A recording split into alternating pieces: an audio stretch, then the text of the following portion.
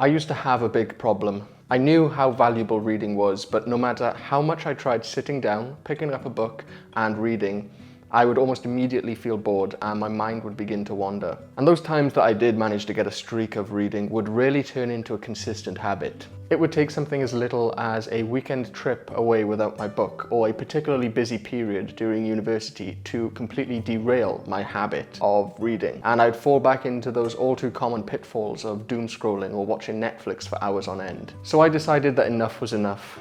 I dove into all sorts of reading techniques and habit hacks and book tracking methods to make reading as a habit not just tolerable, but something that I actually looked forward to doing. The problem wasn't a lack of time. I clearly had plenty of that for unproductive activities like scrolling through social media or playing video games.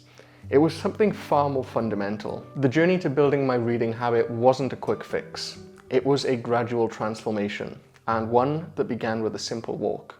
I walked along a quiet river for about half an hour, and then I sat down on a bench, pulled up this notebook, and I started writing. And for about an hour or 2 hours, I was writing in this notebook about pretty much anything that came to my mind, trying to figure out exactly what was causing this overload and stress, and more importantly for this story, what was stopping me from building productive habits like reading. The cause of my constant state of distraction was easy to determine. It was a combination of a lack of discipline with my time, a failure to set up the foundations required to form productive habits, and falling far too easily into the distracting world of social media scrolling. All of these distractions were connected by one thing: dopamine. Now, dopamine is the neurotransmitter that is responsible for how we experience pleasure and motivation. Now, despite what some people online may have you believe, dopamine isn't actually a bad thing. In fact, it's absolutely essential to form habits in the first place. But the way that dopamine is released can be a bad thing. You see, every time I scrolled through social media or received a notification or watched a YouTube video, I was rewarded with a hit of dopamine. This surge in dopamine created a cycle of immediate gratification, making it harder to focus on activities like reading, which require more sustained efforts and have delayed rewards. Instead of the slow release of dopamine that comes from reading and finishing a chapter of a book, I was instead being bombarded with short spikes of dopamine from watching YouTube Shorts or Instagram Reels. To figure out how I could flip my relationship with dopamine to promote more sustainable long-term habits like reading, I first had to ask one question: what makes reading hard in the first place? Now, I thought about this question for years and I still don't think I've really got the final answer, but it boils down to two factors: the act of reading and the environment in which we read. Now, I've noticed that the difficulty of a task is typically relative, and you can actually observe this right now. Pause this video for 2 minutes and don't click on another tab or pick up your phone. That is objectively a very simple task, but the chances are, given the state of distraction that most of us find ourselves in regularly, it was very difficult to achieve, or even borderline impossible. But try explaining that to someone from 50 years ago who was never part of this distraction society. Chances are they wouldn't even believe that that was a hard task in the first place. This was the first factor making reading hard. I was surrounded in an environment that didn't actively promote the habit. Every aspect of my daily life was filled with dopamine spiking activities, from scrolling on social media to the instant gratification of receiving notifications.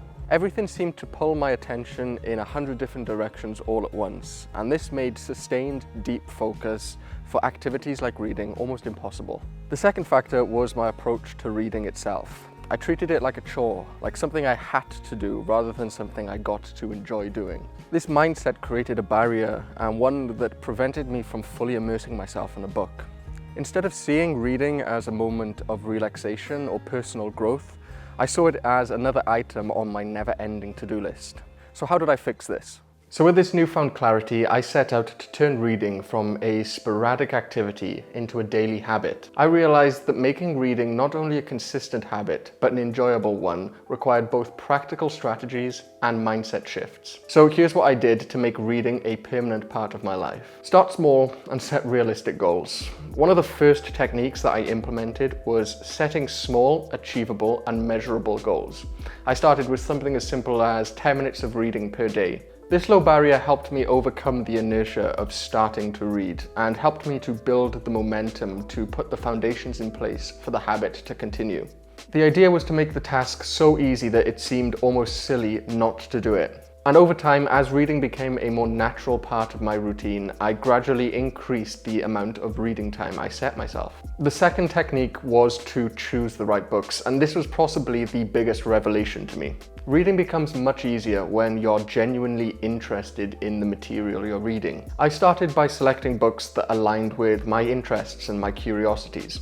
Instead of forcing myself to read classics like you would at school, or books that I felt I needed to read, I focused on genres and topics that I found fascinating. I read books on productivity and self-development, science and science fiction, and this made reading feel less like a chore and more like an adventure. Another thing that I found really helped me with this is to take a movie that I liked, that I knew was based off a book, and read that book. So in my case, I read The Martian as one of my first books, and this immersed me much more into the book world than reading something that I wasn't as interested in, like Jane Austen or Charles Dickens. Another important factor is to create a comfortable reading environment. The environment plays a crucial role in building any habit. James Clear actually explores this in Atomic Habits, and he says, you don't have to be the victim of your environment. You can also be the architect of it. I like to designate a specific comfortable spot in my room as my little reading corner, which would be completely free of distractions so that I associated it only with reading. And a technique that is associated with this is to limit digital distractions.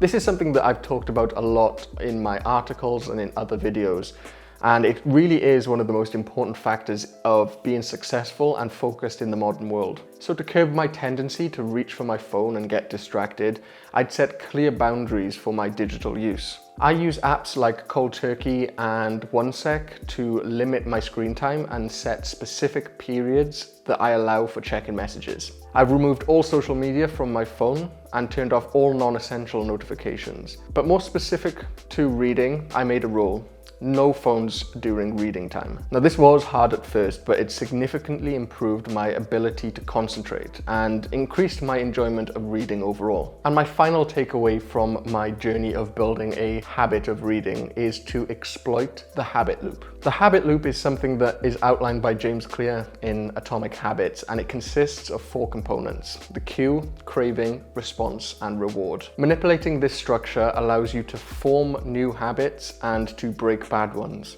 So for my reading habit, it might look something like this. For the cue, I'd establish consistent triggers that would remind me to read, such as leaving my book on my pillow each morning, which served as a visual cue before bed that it was time to read. Now, the craving is the motivational force behind the habit, which in my case was the anticipation of enjoying the reading experience or the knowledge that I would gain from it. Now, you can enhance this craving by choosing books that you are genuinely interested in reading. The response is the action of the habit itself. In this case, the act of reading.